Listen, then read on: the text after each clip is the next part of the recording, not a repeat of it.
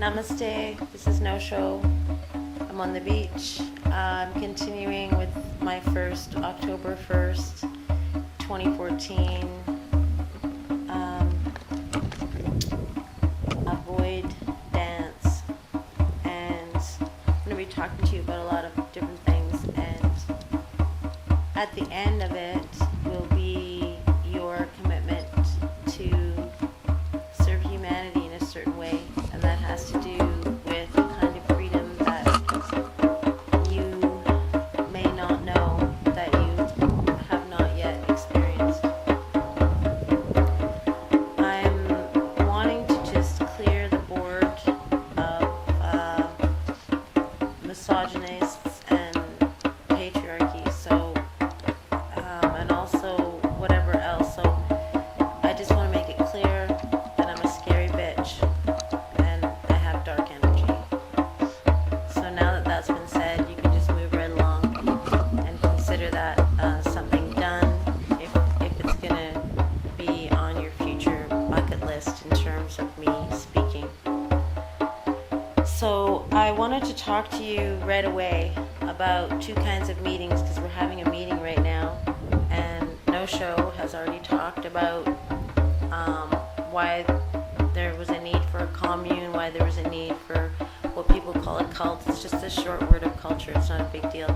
People make a big deal out of it because anything that succeeds outside of the dominant culture, the dominant society, well, eventually it becomes a threat to you. And the reason that it becomes a threat to you is because you are linked to it, because you are driving a car, because whatever it is that it is, you know, you're in denial about whatever it is that links you, and that's okay, because part of why I'm doing this is that humanity is very immature. We are very reliant on a guide. We are very reliant on a guru, really, and I'm not that, and I'm not asking you to follow me. My name is Nosho. If you wanted me to do something, I probably wouldn't get there. I'd probably be late. So, and the reason that I'd be late is because I wouldn't be there. It's that thing, you're always here, you're always on time. So I have a question, and that question is, I want you to decide what kind of meeting we're having, first of all. So if you've been to meetings or had relationships and they were based on dominance and control, or top-down seniority, or levels of power that you really couldn't come to an agreement that they were really valid and made a lot of sense to you. And then there's another kind of meeting you can have, and that is an acknowledgement of the perfection of the being inherent in all of us. And I want to have that kind of meeting with you right now. What stops you from being Nosho, or Jesus, or Deepak Chopra, or any of the wisdom keepers, or Milarepa, or Naropa? What stops you from being Martin Luther King Jr.? What stops you from being Malcolm X? What stops you from being a leader? What stops you at the point at which you're reading the book, or you're watching the video, or you're reading the meme that probably isn't a quote from what Buddha said? Because the only thing that we have in terms of what Buddha said is, it's called the Pali Canon, and you can just read that, and everything else is everything else that, you know, Buddha said. And then you're going to get to a point where you can say to yourself, that's good, that makes sense. Again, I've told you that I'm talk about Osho a lot, but I'm only going to quote him one word that he used: intelligent. It's an agreement that we're making. And I think that Osho is really happy that we're going to do that. So the agreement is that intelligently you might be able to agree with the teachings. You might uphold the book and have it. You might draw a picture of the teachings. You might paint something. You might make a poem. You might verbalize it. You might do a heck of a lot of things. But I'm telling you, there are at least 100 reasons that you can give me right now for why you cannot behave or be those things. Why you can't be Osho, Nosho. You can't be anybody really. You can only be the I that is associated with the name that you were given, and you can only uphold the description that you have been given since the time you were born. Everything else is off the board. So know it, feel it, and taste it. You take your ID out of your wallet right now, because I'll tell you what you are. You're the number of keys on your key ring. You are the amount that you are allowed to go into debt associated with the number of credit cards you have now. That's who you are. You are your social insurance number. You have nothing whatsoever to do with an enlightened human being. Nothing. Every time you spend, you subscribe to war. But you don't want me to tell you that. You want me to tell you money is energy. But that is not intelligent. So I'm not going to talk about that. I'm going to ask you if you're willing. But I'm not going to ask you now, because I don't think this is the right time for that. I think it's time for all of us to take the research and the books and our thoughts and our ideas and turn them into experiences. And this experience has to do with the void. It's a darkness, it's a blackness, and there's a lot of symbols of it, and you've heard about that experience maybe. I'm going to tell you about my experiences with the void in 3 different contexts. One is in the DMT from the back of a frog's head. The other one is in a sweat lodge. And the other one has to do with something called yopo, which also is related to DMT.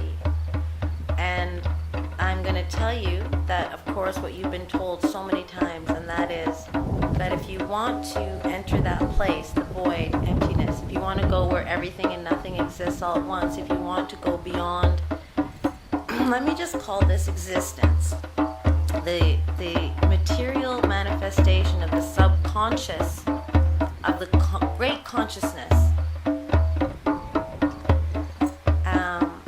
then I will tell you about these things. But I'm only going to tell you about these things and how to go into other dimensions, because if you do your research and you look at what Melchizedek has written and what others have written, you'll find that something about this void.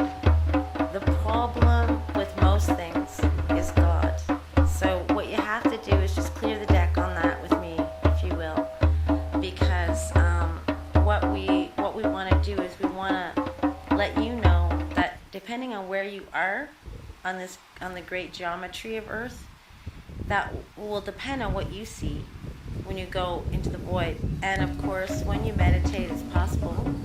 There's no need to ingest anything, but the truth is that the material manifestation of all that there might be is here in the great library called Earth, and you've been told that before too.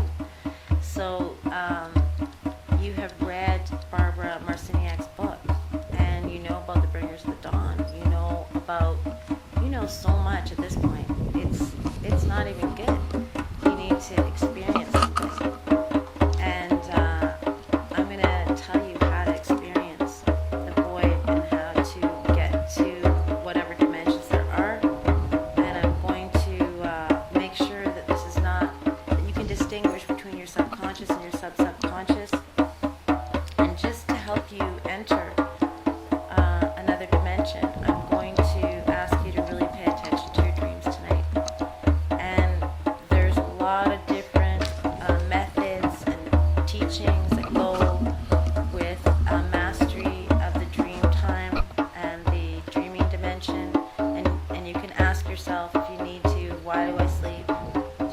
You can ask you that. Just do that for a while, however long you need to, and then when you're done and you realize that you're offered a gateway to another dimension, and that I have one teaching, and that's 50-50.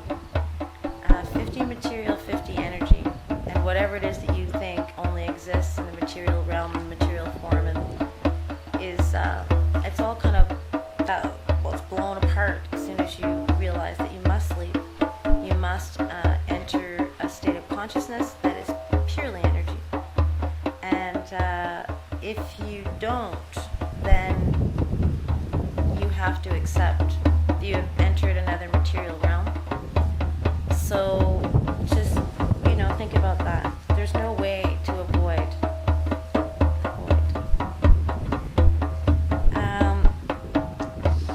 I think I have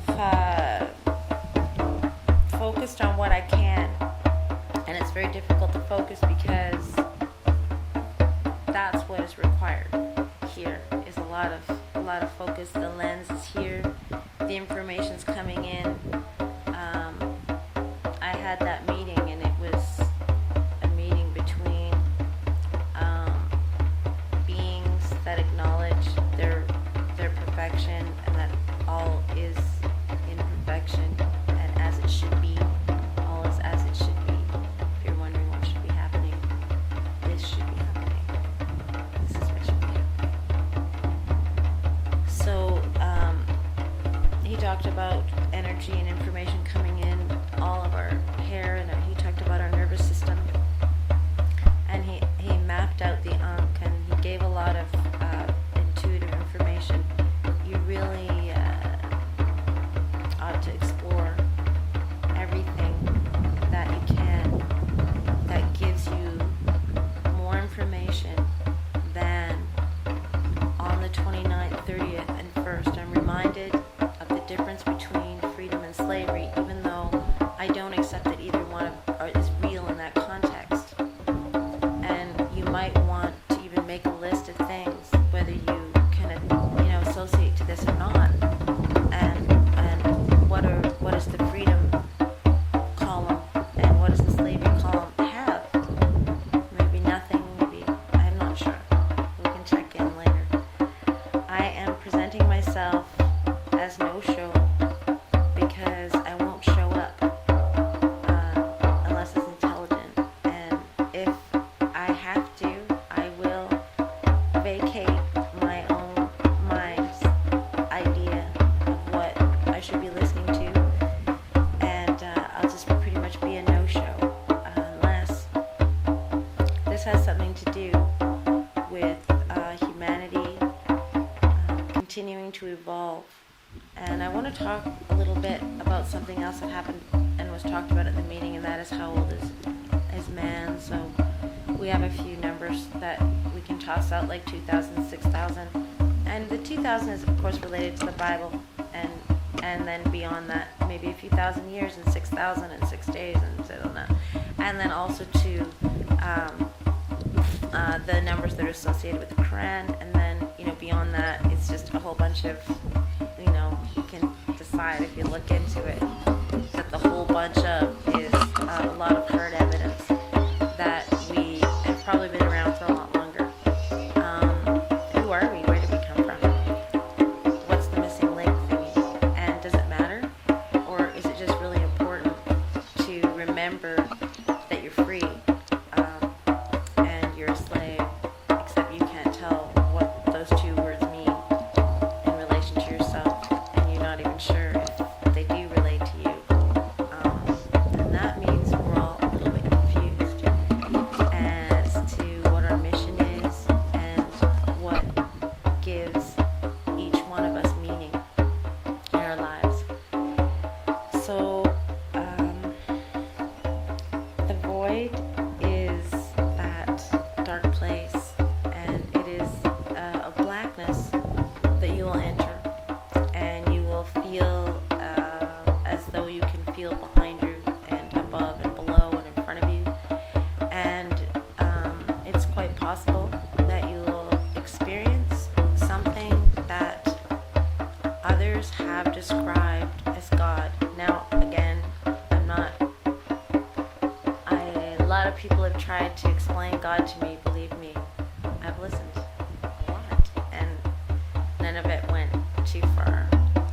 But there's a familiar description, and it does go this blackness, and then